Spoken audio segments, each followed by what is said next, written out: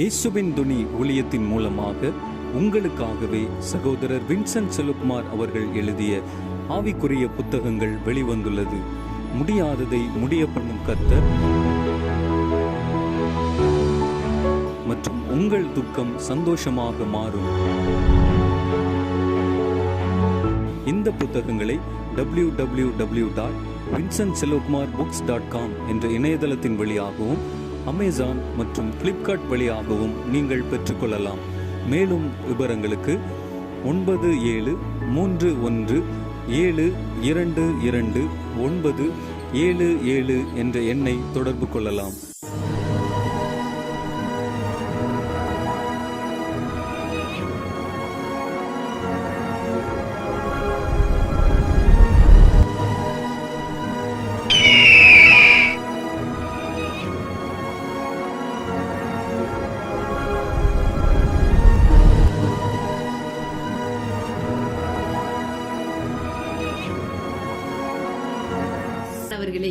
இயேசு கிறிஸ்துவின் இனிதான நாமத்தில் உங்கள் யாவருக்கும் எங்கள் அன்பின் வாழ்த்துக்கள். வார்த்தைக்கான நேரம் என்ற இந்த நிகழ்ச்சியின் மூலம் மறுபடியுமாக உங்களை சந்திப்பதில் நாங்கள் பெருமகிழ்ச்சி அடைகிறோம். கடந்த சில வாரங்களாக நம்மை உண்டாக்கின தேவனை குறித்து பல காரியங்களை வேதத்தோடு ஒப்பிட்டு ஆழமாக ஆராய்ந்து வருகிறோம். நம்முடைய பிதாவாகிய தேவன் மகா பெரியவர் என்றும் அவர் மகா பரிசுத்தம் உள்ளவர் என்றும் ஒன்றுமில்லாமல் இருந்தும் முழு உலகத்தை தம்முடைய வார்த்தையை வைத்து சிருஷ்டித்தார் என்றும் நாம் அறிந்து கொண்டோம். குறிப்பாக திருத்துவத்தை பற்றிய தேவ செய்தியானது மிகவும் பயனுள்ளதாக இருந்தது என்றும் பிதா, குமாரன், பரிசுத்த ஆவி இம்மூவரும் ஒருவரா அல்லது இம்மூவரும் தனித்தனி நபரா என்ற அநேக கேள்விகளுக்கான விடை கிடைத்தது என்றும் இருதயத்தில் இருந்த குழப்பங்கள் நீங்கியது என்றும் எங்களுக்கு தெரியப்படுத்தினீர்கள்.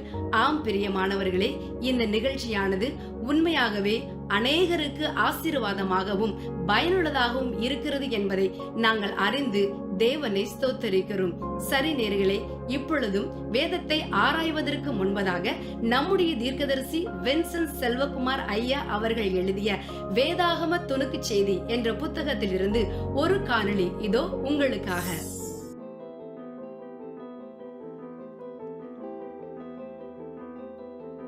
உலக கலை களஞ்சியங்களிலேயே மிகவும் சிறப்பு வாய்ந்த என்சைக்ளோபீடியா பிரிட்டானிகா என்ற கலைக்களஞ்சியத்தில் இயேசுவை பற்றி விவரிக்க 2000 வார்த்தைகள் பயன்படுத்தப்பட்டுள்ளன.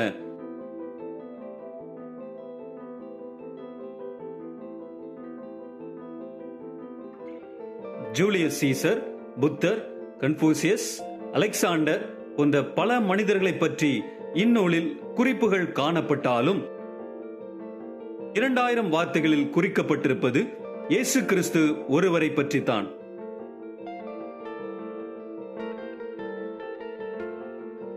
இந்த சிறப்பு வேறு யாருக்கும் கொடுக்கப்படவில்லை. என்ன நேயர்களே, உலக கலை களஞ்சியங்களிலேயே மிகவும் சிறப்பு வாய்ந்த என்சைக்ளோபீடியா பிரிட்டானிகா என்ற கலை களஞ்சியமானது இயேசு கிறிஸ்துவை பற்றி விவரித்து சொல்வதற்கு 2000 வார்த்தைகளை பயன்படுத்தியுள்ளன என்பதை நாம் அறிந்து கொண்டோம். இந்த காணொளியானது உங்களுக்கு மிகவும் பயனுள்ளதாக இருந்திருக்கும் என்று நம்புகிறோம். இப்பொழுதும் நாம் எல்லோரும் ஆவலோடு எதிர்பார்த்து காத்திருக்கும் வேலை இதுதான். பிதாவின் தலைமைத்துவம் பற்றிய புதிய செய்தியோடு நம்முடைய தீர்க்கதரிசி வின்சென்ட் செல்வகுமார் ஐயா அவர்கள் உங்களை சந்திக்க ஆவலாய் காத்திருக்கிறார்கள். வாங்க நிகழ்ச்சிக்குள் போகலாம்.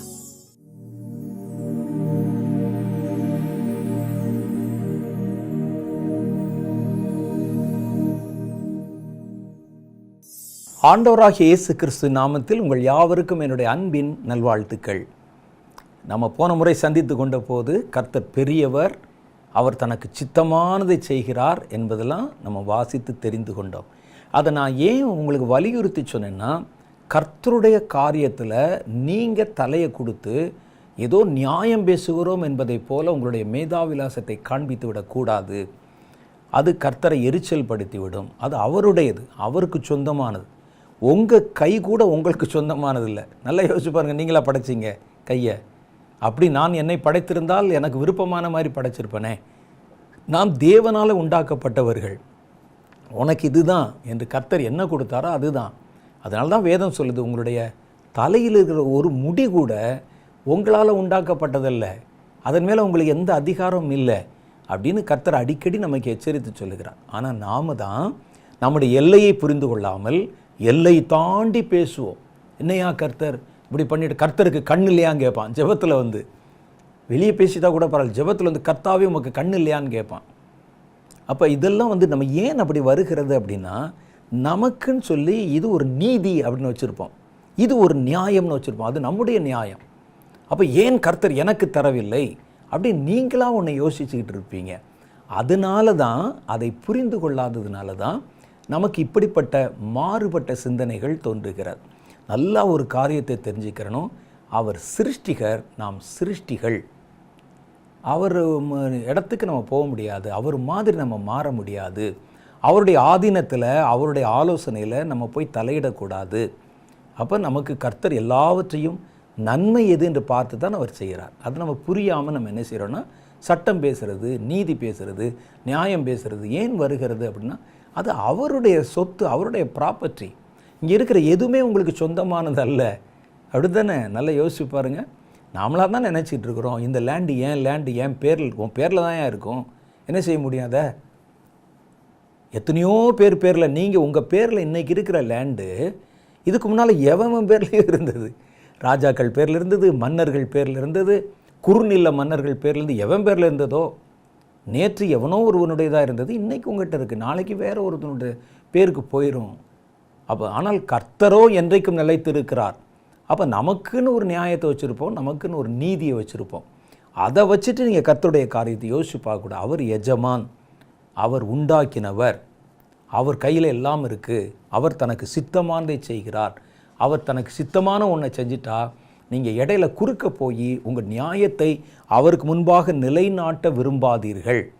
அது தேவனுடைய கிருபையை பெற்றுக்கொள்வதில் உங்களுக்கு பெரிய தடங்களை உண்டாக்கிரும். கர்த்தருடைய கிருபையை பெறணும்னா நாம் யாருங்கிறத புரிஞ்சுக்கிறணும், கர்த்தர் யாருங்கிறத நம்ம தெளிவாக புரிந்து கொள்ளணும். அதற்கு ஏற்றபடி நம்முடைய பிஹேவியர் இருக்கணும். நமக்கு இந்த அளவு கொடுத்துருக்குறாங்களே, இதுவே ஒரு பெரிய காரியம் இல்லையா அப்படிங்கிறத நம்ம நன்றியோடு நம்ம வந்து நினைவு கூறணும். நமக்கு கிடைக்காதது அப்படின்னு சொன்னால் உடனே அதுக்காக போய் ஏன் அவனுக்கு கொடுத்தீர் இவனுக்கு கொடுத்தீர்னு சொல்லி கேட்கக்கூடாது.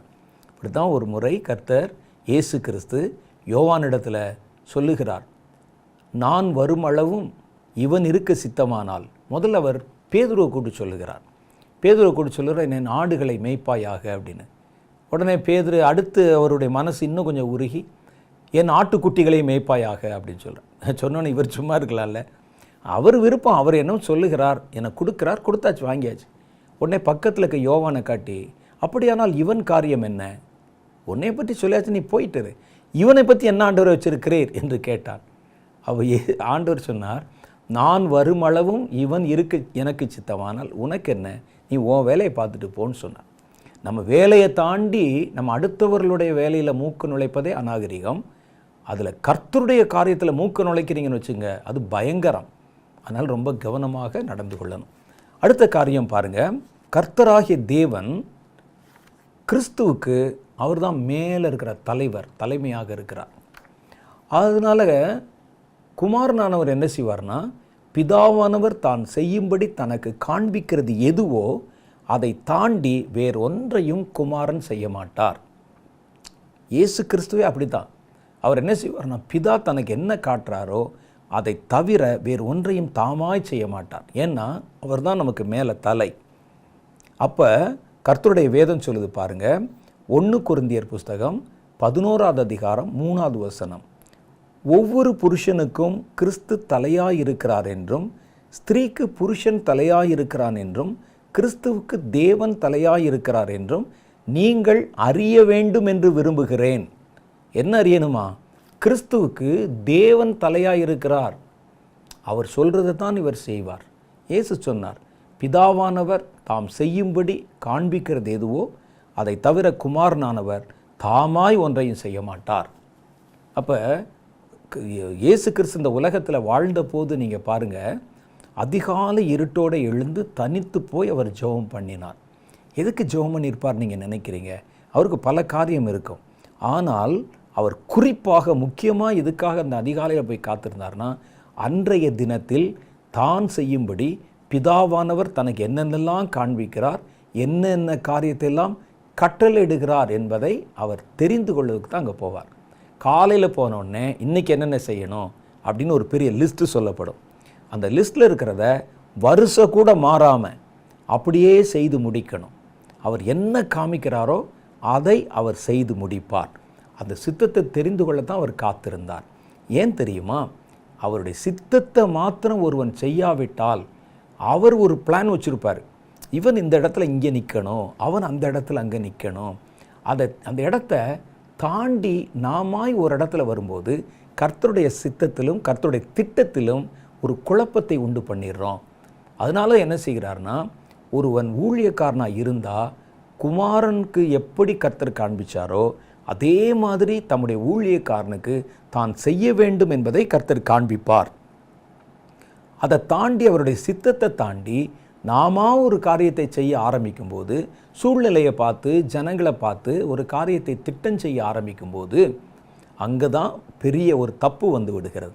நான் அடிக்கடி சொன்ன காரியம்தான், நீங்கள் ஊழியமே செய்தாலும் கர்த்தருடைய சித்தத்தின்படி செய்யாவிட்டால் கர்த்தரால் மெச்சிக்கொள்ளப்பட மாட்டீர்கள், பரலோகத்தினுடைய பலனையும் பெற மாட்டீர்கள். வேதம் மத்தேயு சுவிசேஷம் 7வது அதிகாரத்தில் அதுதான் சொல்லப்படுகிறது.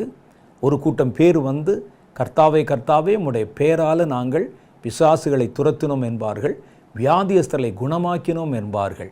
அப்பொழுது நான் அவர்களை பார்த்து, அக்கிரம செய்கைக்காரரை அகன்று போங்கள், பரலோகத்தில் இருக்கிற என் பிதாவின் சித்தத்தின்படி செய்தவனே அல்லாமல் சும்மா என்னை நோக்கி கர்த்தாவே கர்த்தாவே என்று அழைத்தவன் பரலோக ராஜ்யத்தில் பிரவேசிப்பதில்லை என்று மெய்யாகவே மெய்யாகவே உங்களுக்கு சொல்லுகிறேன். கர்த்தருக்கு தான் ஊழியம் செய்கிறோம். ஊழியம் செய்தாலும் அதை அவர் எங்கே எப்போ எங்கன்னு செய்யணும்னு சொல்கிறாரோ அந்த சித்தத்தை அறிந்து செயல்பட்டால் நீங்கள் ஒரு காலம் இடறி விழுகிறதில்லை. வெறும் ஊழியம் மாத்திரம் உங்களை கர்த்தருக்கு முன்னால் பரலோக ராஜ்யத்துக்கு போவதற்கு தகுதி உள்ளவர்களாக மாற்றி விடாது.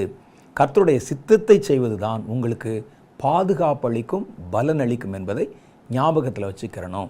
குமாரனும் அப்படியே தான் செய்தார். ஏன்னா பிதாவானவர் தான் எல்லாத்தையும் திட்டம் பண்ணுகிறார். எது எங்கே எப்படி வரணுங்கிற ஒரு சிஸ்டம் எல்லாவற்றையும் அவர் தான் உருவாக்குகிறார். எந்த இடத்துல எது எப்போ வரணும் எல்லாம் அவருடைய சித்தத்துக்கும் ஆதீனத்துக்கும் உட்பட்டதாக இருக்கிறது. பாருங்கள், காலையில் எத்தனை மணிக்கு சூரியன் உதிக்கணும் ஒரு சிஸ்டத்தை ஏற்படுத்தினாரோ கரெக்டாக அப்போ தான் அது உதிக்கும். மாலையில் எப்போ மறைவன் அப்போ தான் மறையும். அதில் ஒரு குழப்பம் வந்துவிட்டால், தன் இஷ்டப்படி இது போய்விட்டால் அவ்வளோதான். அந்த வானத்தில் இருக்கிற அந்த சிஸ்டமே கன்ஃபியூஸ் ஆகி ஒன்றோடொன்று மோதி ஒன்றுமில்லாமல் நாசமாயிரும். வானமண்டலத்தில் அயன மண்டலத்தின் அதனதன் பாதையை நியமித்தவருக்கு நீங்கள் என்ன செய்யணும், எப்போ போகணும், என்ன பேசணுங்கிறது உங்களுக்கு சொல்ல தெரியாத அவருக்கு காத்திருக்கணும், கேட்கணும், பெற்றுக்கொள்ளணும். அதுதான் உங்களுக்கு பாதுகாப்பான காரியத்தை உருவாக்கும். பிதாவே குமாரனுக்கு தலையாயிருக்கிறார். யோவான் 20வது அதிகாரம் 17வது வசனம் சொல்லுகிறது. இயேசு அவளை நோக்கி, மரியாளை நோக்கி, என்னை தொடாதே, நான் இன்னும் என் பிதாவிடத்துக்கு ஏறி போகவில்லை. நீ என் சகோதரிடத்தில் போய், நான் என் பிதாவிடத்திற்கும் உங்கள் பிதாவிடத்திற்கும் என் தேவனிடத்திற்கும் உங்கள் தேவனிடத்திற்கும் ஏறி போகிறேன் என்று சொல்லு. அன்பாக ஐயோ ஆண்டவர் உயிர்த்தெழுந்து விட்டார் வரும்போது, இது சித்தமல்ல, கர்த்தர் எனக்கு வேற ஒரு பிளான் வச்சுருக்கேன், முதல்ல நான் அவரை போய் பார்க்கணும், ஏறி போகிறேன்னு போய் சொல்லு அப்படின்னு இந்த சித்தத்திற்கும் அவருடைய திட்டத்திற்கும் அவ்வளோ இம்பார்ட்டன்ஸ் கொடுக்கறத பார்க்குறோம். இதுதான் பிதாவை இடத்திலே நம்ம எப்படி பழகணும், பிதா நம்ம இடத்துல என்ன எதிர்பார்க்குறாரு. பிதாவை பற்றி எல்லாம் நான் சொல்லிவிட்டேனான்னு கேட்டால் இல்லை. பிதாவை குறித்து நீங்கள் எப்படி நடந்துக்கணுங்கிறது சில காரியங்களை சொல்லியிருக்கிறேன். பிதா மகா பரிசுத்தம் உள்ளவர், பாவத்தை பாராத பரிசுத்த கண்ணர். பிதா நீதியும் நியாயத்தையும் கை கொள்ளுகிறவர். அவரிடத்தில் எவ்வளவேனும் அநீதி இல்லை என்று வேதம் சொல்லுகிறது. எல்லா வரங்களும் வல்லமைகளும் ஜோதிகளின் பிதாவிடத்தில் இருந்து இறங்கி வருகிறது. கர்த்தர் எல்லாவற்றிலும் பெரியவரும் பயப்படத்தக்கவருமாக இருக்கிறார். பிதாதான் குமாரனை ஜெனிப்பித்தார். குமாரனை அதிகாரத்தில் ஏற்படுத்தினதும் அவர் கைகளிலே அதிகாரத்தை பகிர்ந்து கொடுத்ததும் பிதாவாகிய தேவனே. பிதாவின் சித்தம் இல்லாமல் குமாரன் எதையும் செய்ய மாட்டார். காரணம், பிதாவே குமாரனுக்கு மேலே அதிபதியாகவும் அதிகாரியாகவும் ஒரு தலையாகவும் இருக்கிறார் என்று கர்த்தருடைய வேதம் நமக்கு சுட்டி காமிக்குது. இவ்வளவு மாத்திரம் இல்லை, பிதா நம்ம அறிந்து கொள்வதற்கு சில காரியங்களை சொல்லியிருக்கிறேன். நீங்கள் வேதத்தோடு கடந்து போகும்போது பிதாவுடைய இன்னும் அநேக குணங்களையும் அவரை குறித்து வியாபித்து சொல்லியிருக்கிற பல காரியங்களையும் உங்களால் அறிந்து கொள்ள முடியும். அதை நீங்கள் தேடி படிக்கணும். அடுத்து இப்போ நம்ம பார்க்க போகிறது யாருன்னா, குமாரனாகிய கிறிஸ்து. யார் இவர்? இவர் தான் நம்ம முதல்ல ஆழமாக அவர் குறைவில்லாமல் அறிந்து கொள்ள வேண்டியவர் அவர் தான். ஏன் அப்படின்னு கேட்டால், ஒன்றான மெய் தேவனையும் பிதாவையும் அவர் அனுப்பின அவர் குமாரனாகிய கிறிஸ்துவையும் அறிவதே நித்திய ஜீவன். அப்போ பிதாவை அறிந்து கொண்டது போல அதை விட இன்னும் ஆழமாக குமாரனாகிய கிறிஸ்துவை அறிந்து கொள்ள வேண்டும். ஏனென்றால் பிதாவுடைய தெய்வத்துவம் மனிதர்களான நமக்கு குமாரன் வழியாகத்தான் கொண்டு வரப்பட்டது. இவர் இல்லாமல் நீங்கள் நேரடியாக அவர்கிட்ட ஒன்றும் பண்ண முடியாது. அப்போ நம்ம ரெண்டு பேருக்கு இடையில் ஒரு இணைப்பு பாலமாக செயல்படுகிறது இயேசு கிறிஸ்துவே. மனிதர்களுக்காக மனிதர்களை ஆளுமை செய்யும்படி பிதாவானவர் தன்னுடைய ஆதீனத்திலிருந்து, தன்னுடைய வல்லமையிலிருந்து, தம்முடைய ஆழ்த்துவத்திலிருந்து ஏற்படுத்தின ஒரு ஆழ்த்துவத்துக்கு பேர் தான் குமாரன் என்று நம்ம சொல்கிறோம். இதெல்லாம் நான் சொல்கிறதுனால நம்முடைய ஞானத்தில் நம்ம விளங்கி கொள்வதற்காக சொல்லுகிறேன். ஆனால் உண்மையில் இவர் வேறு ஆள், அவர் வேறு ஆள் கிடையாது. இந்த டிபார்ட்மெண்ட் வேலையை செய்கிற ஆழ்த்துவத்துக்கு பேர் குமாரன். பிதாவும் குமாரனும் ஒன்றாகத்தான் இருக்கிறார்கள் என்று கர்த்தருடைய வேதம் நமக்கு மிக ஆணித்தரமாக சொல்லுகிறது. இந்த குமாரன் மூலமாய்த்தான் நம்ம பிதாவிடத்திலே போகிற அதிகாரத்தை பெற்றோம். பிதா கையில் இருந்த வரங்களும் வல்லமைகளும் அதிகாரங்களும் இந்த குமாரன் வழியாகத்தான் நமக்கு வந்தது. கர்த்தர் பேசுகிற வார்த்தை கூட குமாரன் வழியாகத்தான் மனிதர்களுக்கு கொடுக்கப்படுகிறது. அதான் நீங்கள் தெளிவாக புரிஞ்சுக்கிறணும். ஏனென்றால் கர்த்தர் மனிதர்களுக்கு கொடுக்கிற வார்த்தைக்கு பேர் தான் குமாரன். வேதம் சொல்லுது, ஆதியிலே வார்த்தை இருந்தது, அந்த வார்த்தை தேவனிடத்தில் இருந்தது, அந்த வார்த்தை தேவனாய் இருந்தது. அந்த வார்த்தை கிருபையிலும் சத்தியத்திலும் நிறைந்து மாம்சமாகி நம் நடுவிலே அவர் வெளிப்பட்டார் என்று எழுதியிருக்குது.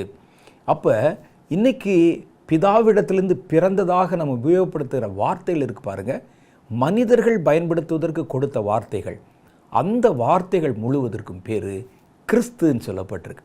அப்போ இதனால்தான் நமக்கு பிழைப்பு உண்டாகிறது, இதனால்தான் நமக்கு நித்திய ஜீவன் உண்டாகிறது, இதனால தான் பிதாவாகிய தேவனோட ஒரு கனெக்ஷன் நமக்கு உண்டாகிறது. அதனால் இந்த விஷயத்தில் நம்ம ரொம்ப கவனமாக இருக்கணும். குமாரனாகிய கிறிஸ்துவை ஒவ்வொரு கிறிஸ்தவனும் தெளிவாக அறிந்து கொள்ள வேண்டும். அவர் அறிந்து கொள்வதனால் மாத்திரம்தான் நமக்கு நித்திய ஜீவன் வாக்குத்தத்தம் பண்ணப்பட்டிருக்கிறது அப்படின்னு கர்த்தருடைய வேதம் நமக்கு சொல்லுது. அப்போ இந்த குமாரனாகிய கிறிஸ்துவை மனிதர்களோடு அவர் இருந்தார் என்பதற்காக நீங்கள் ஒரு மனிதன் மாதிரி அவரை ட்ரீட் பண்ணிடக்கூடாது. இயேசு பேசின வார்த்தையில் கூட அவர் அந்த இடத்துல அப்படி பேசிடக்கூடாது, இந்த இடத்துல இப்படி சொல்லிடக்கூடாது. சில ஆட்கள் சொல்கிறத நான் கேள்விப்பட்டிருக்கிறேன். இயேசு பேசிட்டா பேசினது தான், அதை மாற்ற உங்களால் முடியாது. ஒரு பிலாத்து இடத்துல போய் பேச முடிஞ்சா உங்களுக்கு? அவர் யூதருக்கு ராஜான்னு சொல்லாதீங்க, யூதருக்கு ராஜான்னு சொன்னான் என்று சொல்லுங்கள். நான் எழுதுனதான் அப்படின்னு அவனே சொல்லும்போது வார்த்தையாக இருக்கிற கர்த்தர் பேசுனதில் இவர் போய் ஆல்ட்ரேஷன் பண்ணிகிட்டு இருப்பார். ஒரு ஊழியக்காரர் என் இடத்துல சொன்னார், சமாரிய ஸ்திரீ தன்னுடைய பிள்ளைக்கு சுகத்துக்கு அழுகிறாள். இவர் என்ன சொல்கிறாருன்னா, மேஜையில் இருக்கிற அப்பத்தை எடுத்து நாய்க்கு போடக்கூடாதுன்னு சொல்கிறார். அப்படிலாம் பேசக்கூடாதுங்க அப்படிங்கிறார். இயேசுவோடு கூட இந்த சீஷன், பிரதான சீஷன் பேதுருவே இதே மாதிரி தான் ஆண்டவர்கிட்ட போய் அவரை தனியாக அழைத்து கொண்டு இப்படி பேசக்கூடாதுன்னு சொன்னாராம். இதுதான் நம்முடைய மேதாவிலாசத்தை காட்டுகிறது, நம்முடைய ஞானத்தை காட்டுகிறது. நம்ம கிறிஸ்துவை விட அனுபவம் உள்ளவர்கள் இந்த இடத்துல இப்படி தான் பேசியிருக்கணும், இதுதான் நாகரிகம் என்று நீங்களாம் நினச்சிட்டு இருக்கீங்களே, நீங்கள் நினைத்து கொண்டிருக்கிற எதுவும் கர்த்தத்துவத்தை நெருங்க முடியாது என்பதை நீங்கள் அறிந்து கொள்ளணும். ஒருவர் என்னிடத்தில் அப்படி தான் தர்க்கம் பண்ணார். ஏன் ஒரு பெண்ணிடத்தில் போய் இப்படி பேசணும்? சொல்கிறாரே, இந்த ஜாதி வெறின்னு சொல்கிறாங்களே, ஒரே ஊரில் இத்தனை சர்ச் இருக்குது, இந்த ஜாதிக்கு இந்த ஜாதிக்குன்னு. இயேசு மாத்திரம் என்னங்க பண்ணார்? யூதர்களுடைய அப்பத்தை எடுத்து இஸ்ரவேலரிடத்தில் அனுப்பப்பட்டேன் ஒழிய உன்னை மாதிரி புறஜாதி இடத்திலே நான் அனுப்பப்படவில்லை.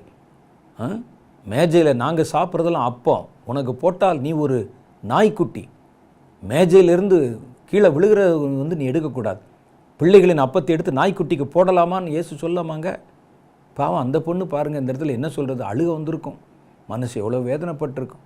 ஐயா உண்மைதான், பிள்ளைகளுடைய அப்பத்தை எடுத்து நாங்கள் சாப்பிடக்கூடாது நாய்க்குட்டி, ஆனால் மேஜையிலேருந்து ஒரு துணிக்க விழுகுமே, அதை நாய்க்குட்டி சாப்பிடுமே அப்படின்னு வந்து கேட்டால் எப்படி இருக்கும் பாருங்கள். ஒரு ஆளை இப்படி அங்கே கட் பண்ணுறது, இப்படியா இன்சல்ட் பண்ணுறது, அவருக்குள்ளே எவ்வளோ ஜாதி வருது. இவர் உட்காந்து பேசுவாங்க.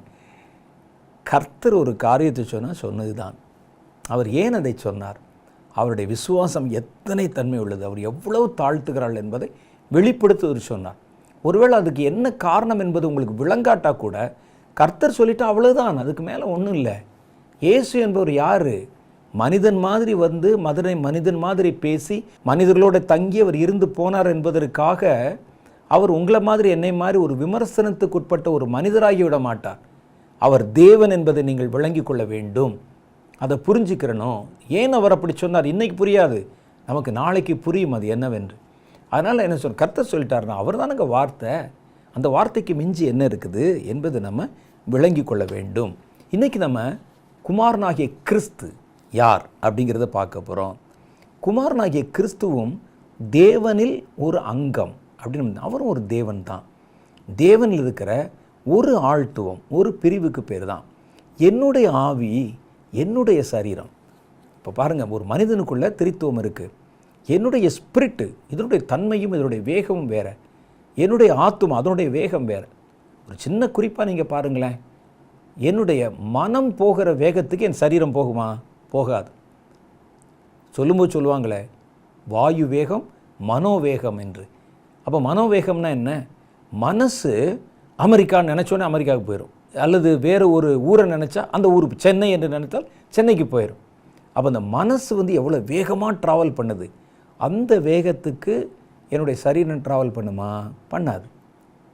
என்னுடைய ஆவி ட்ராவல் பண்ணுற வேகத்துக்கு, ஆவி போக வேண்டும் என்று இருக்கிற இடத்துக்கு போச்சுன்னு வசனம் போடுது.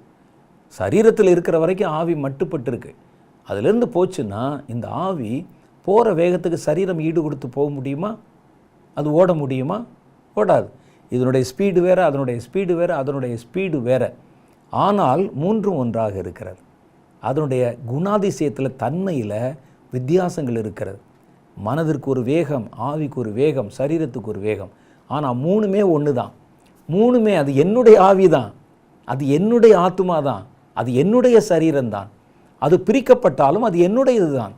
அதை நம்ம நல்லா தெளிவாக புரிஞ்சிருக்கிற மாதிரி மூன்று ஆழ்த்துவங்களுக்கும் தனித்தனி குணாதிசயங்களும் தனித்தனியான வேலைகளும் கொடுக்கப்பட்டிருந்தாலும் மூணு ஒன்று தான் என்பதை நம்ம விளங்கி கொள்ள வேண்டும்.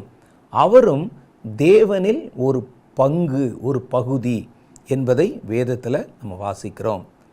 யோவான் 1:1 அதை தான் சொல்லுது. ஆதியிலே வார்த்தை இருந்தது. இந்த உலகமெல்லாம் தோன்றதுக்கு முன்னாலேயே கர்த்தருடைய வார்த்தை இருந்தது. அந்த வார்த்தை தேவனிடத்தில் இருந்தது, அந்த வார்த்தை தேவனாய் இருந்தது. அவர் யாரு? கிறிஸ்து ஆதியிலே தேவனோடு இருந்தார். அப்படின்னா இந்த கிறிஸ்து தான் வார்த்தையின் வடிவமாக வெளிப்பட்டு அவர் ஆதியிலிருந்தே பிதாவோடு இருந்தார்.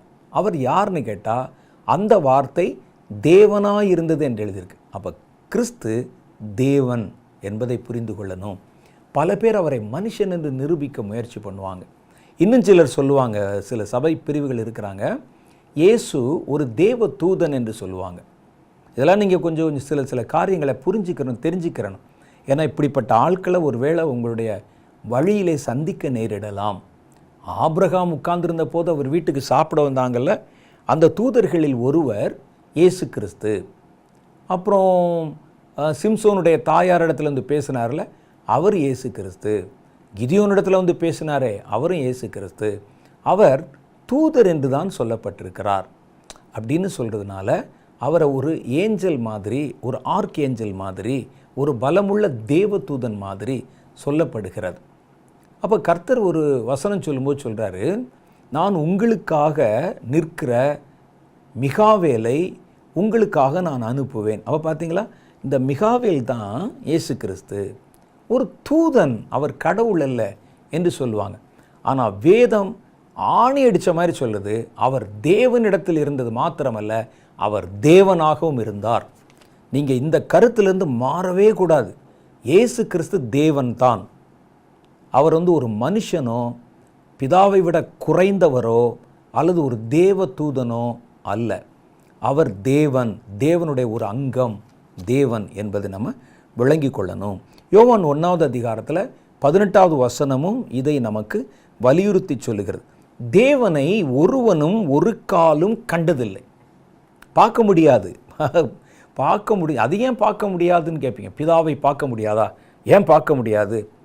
பிதாவை பார்க்க முடியாதுங்க. வானத்திலிருந்து விழுகிற மின்னலை பார்க்க முடியுதா உங்களுக்கு? மத்திய வானத்தில் நிற்கிற சூரியனை பார்க்க முடியுதா உங்களுக்கு? இந்த படைக்கப்பட்ட சிருஷ்டிகளையே பார்க்க முடியலன்னா சிருஷ்டிகரை எப்படி பார்க்க முடியும்? பார்த்தா விழுந்துருவீங்க, அவ்வளோதான். நம்ம இழுக்கப்பட்டு அல்லது ஒன்றுமில்லாமல் ஆயிரும். பிதாவை ஒருவனும் ஒரு காலும் கண்டதில்லை.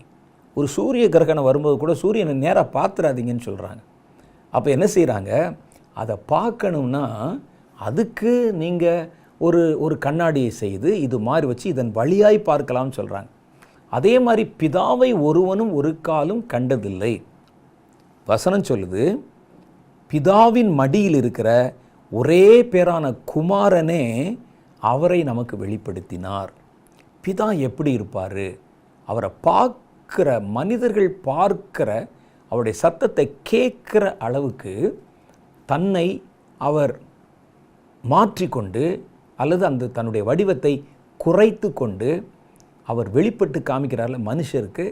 இதுதான் பிதா, பிதாவுடைய தோற்றம். அந்த தோற்றத்துக்கு பேர் தான் கிறிஸ்து இயேசு என்பது. இப்படி தான் பிதா இருப்பார். பிதா என்னை கண்டவன் என் பிதாவை கண்டான் என்று இயேசு சொல்லியிருக்கிறார். அப்போ இந்த இடத்துல நமக்கு என்ன சொல்லுது பார்த்தா, பிதாவை ஒருவனும் ஒரு காலம் கண்டதில்லை. ஏன் கண்டதில்லைன்னா, உங்களுக்கு உலகத்திலே பல காரியத்தை உங்கள் கண்ணால் பார்க்க முடியாது. அவர் சத்தத்தை ஒருவனும் ஒரு காலம் நேரடியாக கேட்டதில்லை, பிதாவின் சத்தத்தை கேட்டதில்லை. சில காரியத்தை உங்களால் ஃபில்டர் பண்ணாமல் கேட்க முடியாது, கேட்கக்கூடாது. இப்போ பாருங்கள், ஒரு பெரிய வெடிகுண்டு விழுகிறது. அந்த வெடிகுண்டுடைய சத்தத்தில் பல கட்டடம் கீழே விழுந்து போயிடுது. ஒரு சாதாரண மனிதனால் கண்டுபிடிக்கப்பட்ட ஒரு வெடிகுண்டு அந்த சத்தம் ஏற்படும் அதிர்ச்சினால் பெரிய பெரிய மாடி கட்டடங்கள் கீழே இடிஞ்சு விழுந்துருதே. ஒரு வெடி சத்தமே அப்படி இருக்குன்னா பிதாவின் சத்தம் எப்படி இருக்கும்? அப்போ அதை குறைச்சி மனிதர்கள் புரிந்து கொள்ளுகிற அளவிற்கு அதனுடைய வடிவத்தை மாற்றி வேறு ஒரு ஃபார்மேட், இப்போ இருக்கிற லாங்குவேஜில் சொல்லலாம் வேறு ஒரு ஃபார்மேட், மனிதர்களுக்கு ஏற்ற ஃபார்மேட்டில் பிதாவை வெளிப்படுத்தி காமிக்கிறாங்க பாருங்கள். அதுக்கு பேர் தான் இயேசு கிறிஸ்து. இயேசு கிறிஸ்து எப்படி இருக்கிறாரோ, எப்படி பேசுவாரோ, எப்படி சிந்திப்பாரோ, எதை சொல்லுவாரோ, இதே தான் பிதா. அப்போ அதனால தான் வேதம் சொல்லுது, தேவனை ஒருவனும் ஒரு காலம் கண்டதில்லை, பிதாவின் மடியில் இருக்கிற ஒரே பேரான குமாரனே அவரை நமக்கு வெளிப்படுத்தினார்.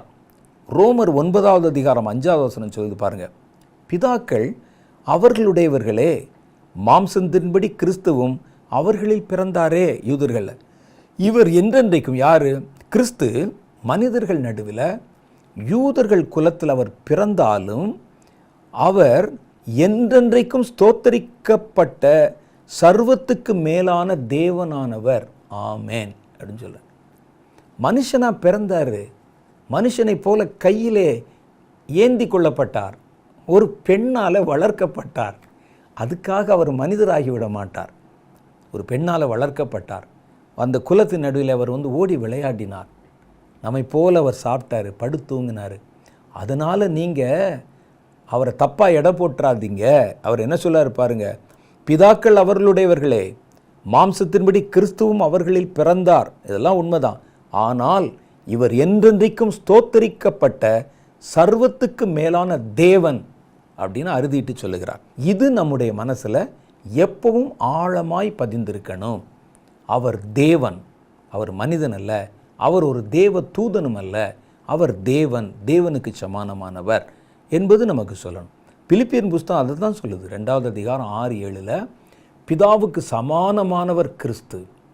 பிதாவை உங்களால் நெருங்க முடியாது, குமாரன் வழியாய் நீங்கள் அவரை நெருங்க முடியும். குமாரன் அவரை உங்களுக்கு வெளிப்படுத்தி காண்பிப்பார் அப்படிங்கிறது. பாருங்கள், பிலிப்பியருடைய புஸ்தகம் 2வது அதிகாரம் 5, 6, 7 ஆகிய வசனங்கள். அதில் குறிப்பாக 6, 7 ஆகிய வசனங்களை படிப்போம். அவர் தேவனுடைய ரூபமாய் இருந்தும், யார்? கிறிஸ்து. தேவனுடைய ரூபம் எப்படி இருக்குமோ அவர் தான் கிறிஸ்து. தேவனுக்கு சமமாயிருப்பதை கொள்ளையாடின பொருளாக எண்ணாமல். அங்கே நீங்கள் போனீங்கன்னா அவர் பிதாவுக்கு சமானமான இடத்துல இருக்கிறவர். ஆனால் அவர் அதை ஒரு நாளும் கொள்ளையாடின பொருளாக எண்ணாமல் தம்மைத்தாமே வெறுமையாக்கி அடிமையின் ரூபம் எடுத்து மனுஷ சாயலானார். பூமியில் அவர் வந்தபோது நம்ம என்ன பாடுபடுத்தினோம், அவரை எவ்வளோ அவமானப்படுத்தினோம், என்ன இன்சல்ட் பண்ணினோம். அவர் கோவப்பட்டார்னு சொல்லுவாங்க. அவர் கோவப்பட்டார். அவர் உண்மையிலே கோவப்பட்டிருந்தாருன்னா பூமி தாங்காது. அவ்வளோ இருந்தும் பிதாவுக்கு சமானமானவர். ஒரு சாதாரண ஒரு மனிதன் ஊதுனா கீழே போய் விழுந்துருவான். ஒரு இயற்கைக்கு பதில் சொல்ல முடியாத மனிதன் அவர் நிற்க வச்சு கேள்வி கேட்குறதும் பேசுவதும் அவரை குற்றஞ்சாட்டுவதும். அவர் பாருங்கள், தம்மைத்தாமே வெறுமையாக்கி அடிமையின் ரூபம் எடுத்து மனுஷ சாயலானார். இயேசுதான். இன்னொரு காரியம் உங்களுக்கு தெரியுமா? பூமியில் நமக்கு படைக்கப்பட்டிருக்கிற உண்டாக்கப்பட்டவைகள் பிதாவாகிய தேவன் குமாரனை கொண்டுதான் அவைகளை உண்டாக்கினார். அப்போ இந்த சிருஷ்டிப்பு வேலையில் குமாரனுக்கு ஒரு பெரிய பங்கு இருக்குது. பல பேர் நினைக்கிறாங்க பிதாவானவர் எல்லாத்தையும் உருவாக்கி குமாரனை அதில் கொண்டாந்து உட்கார வச்சார்னு. இல்லை இல்லை, நீங்கள் பார்த்தீங்கன்னா குமாரனை கொண்டு அவர் வழியாக இவர் அதை செய்ய வைத்தார். அப்படி தான் வேத வசனம் சொல்லுது. எபிரேயருக்கு எழுதின நிருபம் 1வது அதிகாரம் 2வது வசனம். இந்த கடைசி நாட்களிலே குமாரன் மூலமாக நமக்கு அதை திருவுளம் பற்றினார். இவரை சர்வத்துக்கும் சுதந்திரவாளியாக நியமித்தார். இவரை கொண்டு உலகங்களையும் உண்டாக்கினார். யோவான் 1வது அதிகாரத்தில் சொல்லும், உண்டாக்கப்பட்ட ஒன்றும் அவராலே அல்லாமல் உண்டாக்கப்படவில்லை, எல்லாம் அவருக்கென்று அவர் மூலம் அவருக்காக உருவாக்கப்பட்டது என்று எழுதியிருக்கிறது. யாரை? இயேசுவை பற்றி சொல்லும்போது.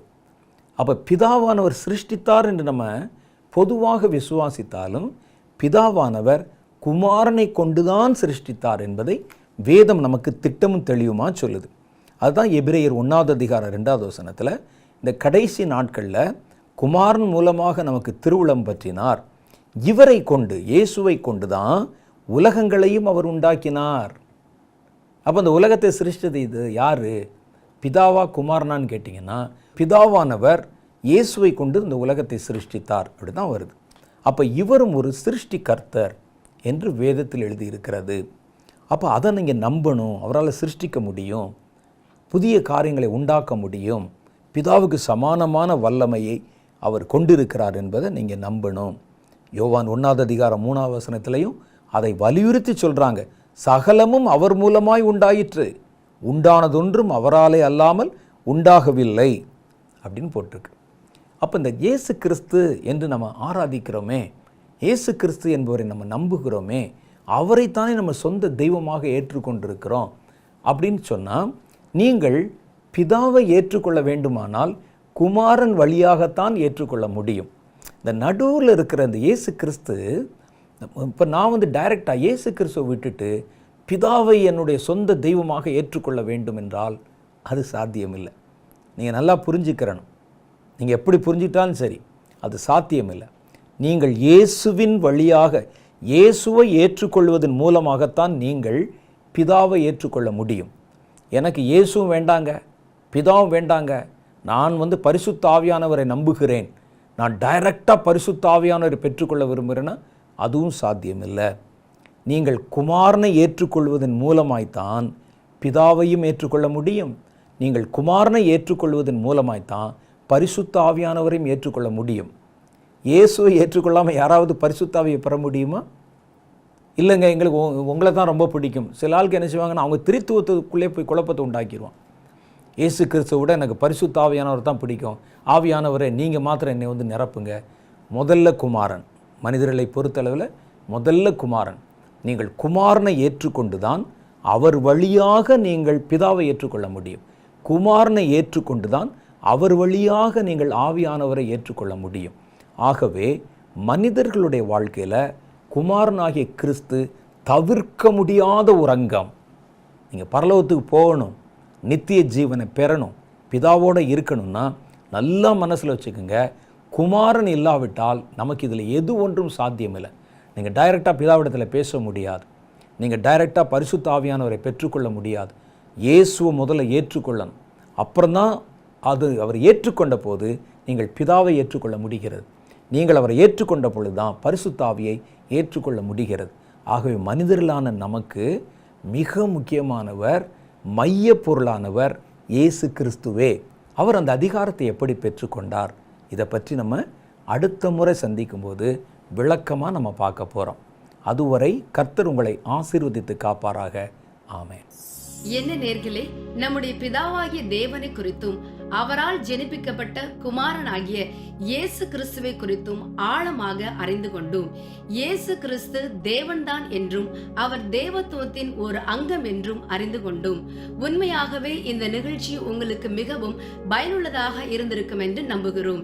இந்த நிகழ்ச்சியை பற்றிய உங்களது கருத்துக்களை எங்களுக்கு தெரியப்படுத்த மறவாதீர். உங்கள் குடும்பத்தினருக்கும் உங்கள் நண்பர்களுக்கும் பகிருங்கள். தேவனுடைய ஆசீர்வாதத்தை பெற்றுக்கொள்ளுங்கள். இது போன்ற பயனுள்ள ஆழமான ஆவிக்குரிய செய்திகளை பெற நம்முடைய மற்ற நிகழ்ச்சிகளான இன்றைய உலகம், பிப்ளிக்கல் இன்சைட்ஸ் மற்றும் ஜெபிக்கலாம் வாங்க போன்ற நிகழ்ச்சிகளை பாருங்கள். தேவனுடைய ஆசீர்வாதத்தை பெற்றுக்கொள்ளுங்கள். சரி நேர்களே, நம்முடைய தீர்க்கதரிசி வின்சென்ட் செல்வகுமார் ஐயா அவர்களுடைய மற்றொரு முக்கிய தேவ செய்தியோடு உங்களை சந்திக்கும் வரை உங்களிடமிருந்து விடைபெறுவது உங்கள் அன்பு சகோதரி மிராக்லின்.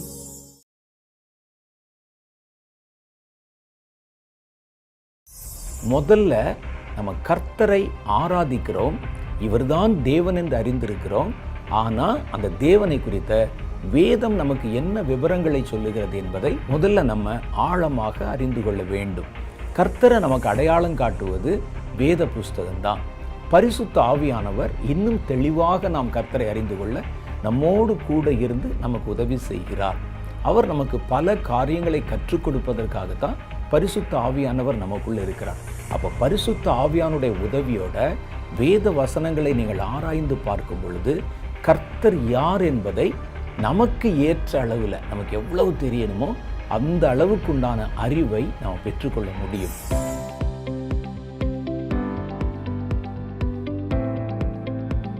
சகோதரர் வின்சென்ட் செல்வகுமார் அவர்களுடைய செய்திகளை தொடர்ந்து கேட்கவும் பார்க்கவும் சகோதரர் வின்சென்ட் செல்வகுமார் அவர்களின் யூடியூப் சேனலை சப்ஸ்கிரைப் செய்து கொண்டு பெல் ஐகானை கிளிக் செய்து கொள்ளுங்கள்.